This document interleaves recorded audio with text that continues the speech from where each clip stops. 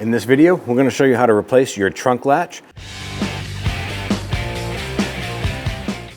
Go ahead and pop off our plastic buttons that are supporting the trunk cover in place.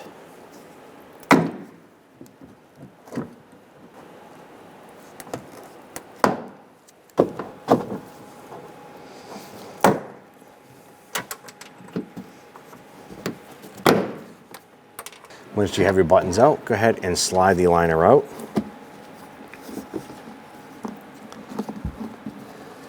You're going to slide the cable and the handle through this notch and set that liner aside. Now we have a wire harness right here. We're just going to use our trim tool and we're just going to go underneath the edge here and go ahead and slide that connector off like so. Using our 10mm socket, we're going to go ahead and loosen and remove the two bolts holding this unit to the trunk lid.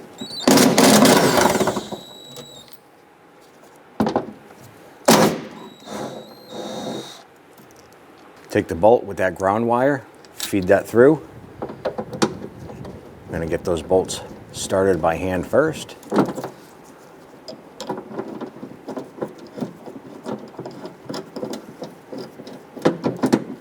Now this latch has a fixed position. These holes are not slotted, so once you remove it, you can simply install the new one and tighten the bolts down.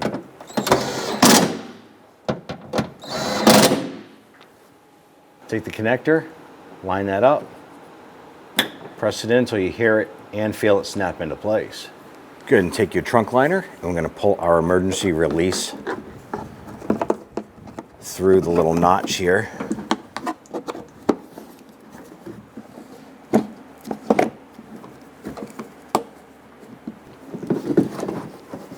Work the trunk liner up into place, and let's go ahead and install our plastic push pins.